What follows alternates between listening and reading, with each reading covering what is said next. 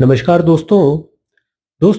आज की वीडियो में मैं एक चाइनीज मैरिड लड़की की कहानी बताने जा रहा हूँ, जिसकी मैरिड लाइफ में इतनी ज़्यादा प्रॉब्लम्स उसने फेस करी कि उसके बाद में उसको जो है ब्रेन इश्यूज होने लग गए। यानी कि एक लंबे टाइम जब इंसान स्ट्रेस में बिताता है, डिप्रेशन में बिताता है, तो उन सब चीज़ों का असर आपके माइंड पे, आपके थॉट प्रोसेस पे पड़ता है। इंसान फिजिकली वीक महसूस करने लगता है, मेंटली वीक महसूस करने लगता है, फटीग उसे होने लगता है, सेल्फ कॉन्फिडेंस खत्म हो जाता है इंसान का। उसको कई चीजों से फोबिया हो जाता है। फोबिया मतलब कई अनजान ऐसी चीजें, ऐसी बातें जिसका मन में डर होता है कि वो अगर घटना घट गई तो क्या होगा।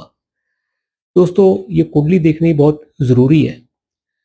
चाइना के अंदर में भी ऐसे बतेरे केसेस होते हैं, क्योंकि लोग तो वहां पे भी इंसान है, सिर्फ जगह बदलती है। बाकी जो मैरिज से जुड़ी हुई प्रॉब्लम्स हैं वो हर जगह तकरीबन एक जैसी ही रहती हैं। सोसाइटी बदलने से मैरिज सीन नहीं बदल जाएगा। उससे जुड़ी हुई जो प्रॉब्लम्स हैं, जो इश्यूज अराइज होंगे, वो सेम टू सेम ही रहते हैं। अब ये क्योंकि चाइनीज कम्युनिटी का मैटर है, तो इसलिए आप लोगों के लिए भी जानना जरूरी है, क्योंकि इससे आपका एक्सपोजर बढ़ेगा, एक वर्ल्डली नॉलेज बढ़ेगी कि दुनिया में जो बाकी लोग हैं वो भी किस तरह से महसूस करते हैं, उनकी फीलिंग्स को भी कैसे ठेस पहुंचती है। देखिएगा दोस्तों, ये एक कन्या लगन की कुंडली है। यहाँ पे देखिएगा कि जो छठे भाव का स्वामी शनि है और आठवें भाव का स्वामी मंगल है, इसका क्या रोल है। क्योंकि ये त्रिषडाय भाव हैं। त्रिषडाय भाव के जो स्वामी होते हैं, यानी कि छठे, आठवें और 12वें, जहां पे ये बैठेंगे उस भाव को ये कमजोर कर देंगे, और उस भाव के साथ में उनको जुड़ी हुई प्रॉब्लम्स भी बनने लग जाती हैं। इनका कोई भी कनेक्शन अगर लगन के साथ में बनेगा और लग्नेश कमजोर होगा, तो उसके अंदर में इंसान को फिजिकली, मेंटली भी लाइफ में ज्यादा प्रॉब्लम्स होंगी, क्योंकि मेलेफिक प्लैनेट्स का इन्फ्लुएंस ज्यादा हो गया। यहाँ पे आप देखेंगे कि जो एट्थ लॉर्ड मंगल है वो लगन में बैठ गए सेकंड लॉर्ड शुक्र के साथ में। तो आठवें भाव का नाता लगन के साथ में बन गया। और यहाँ पे आप देखेंगे कि जो लग्नेश बुध है वो थर्ड हाउस में चले गए मंगल की राशि में। इनके साथ में जो ट्वेल्थ लॉर्ड सूर्य है वो भी शामिल हो गए, और सेवेंथ लॉर्ड बृहस्पति भी आ गए। लग्नेश का अपनी शत्रु राशि में जाना, ट्वेल्थ लॉर्ड सूर्य के साथ में कंजंक्शन होना, और इसके साथ में सेवेंथ लॉर्ड बृहस्पति का भी मंगल की राशि में आकर के इन तीनों प्लैनेट्स का राहु केतु एक्सेस में आ जाना, वहां पे ये प्रॉब्लम्स सरफेस होने लग जाती हैं। यहाँ पे क्लोजली एक एक पॉइंट को आप मॉनिटर कीजिएगा। बृहस्पति कभी भी मंगल की राशि में ज्यादा अच्छे फल नहीं देंगे। बुध जो है वो अपनी शत्रु राशि में है, और सूर्य की जो लॉर्डशिप है वो ट्वेल्थ हाउस की है, सेपरेशन की। शनि के रोल को देखिएगा, शनि सिक्स लॉर्ड होकर के सेकंड हाउस में बैठे हैं अपनी उच्च राशि में, एग्जॉल्टेड पोजीशन में। यानी कि छठे भाव का स्वामी मजबूत हो गया।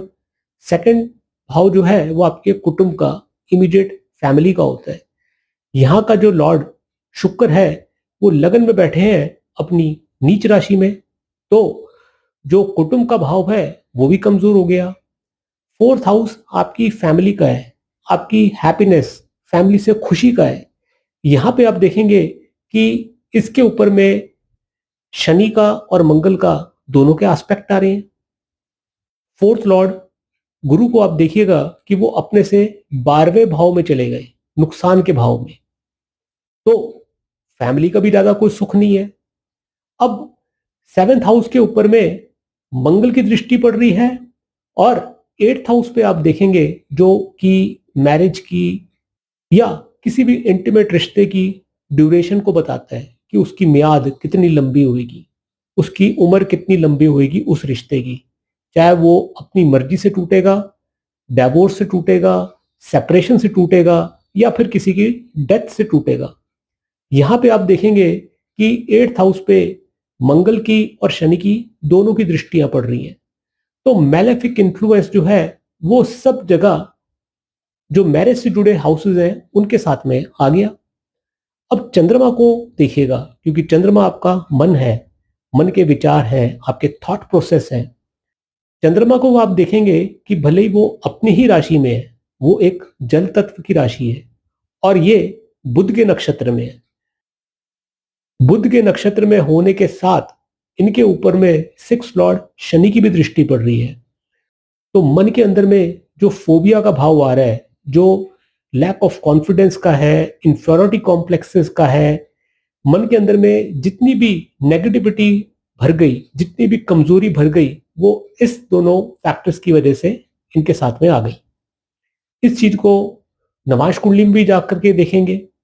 यहां पे आप पाएंगे कि कर्क लगन की कुंडली है और जो चंद्रमा है वो छठे भाव में चले गए। छठा भाव मैरिज की हार्डशिप्स बताता है, क्योंकि छठा भाव जो है वो संघर्ष का है, वो झगड़े का है।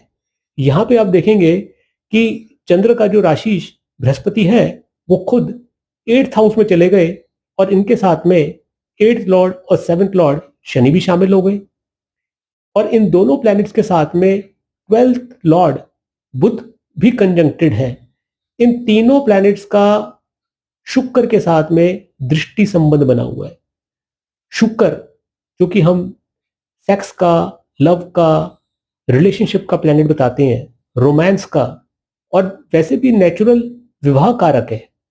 शादी से जुड़े हुए जो भी काम है वो शुक्र ही बताएगा। तो शादी के मामलों में शुक्र को देखना बहुत जरूरी है।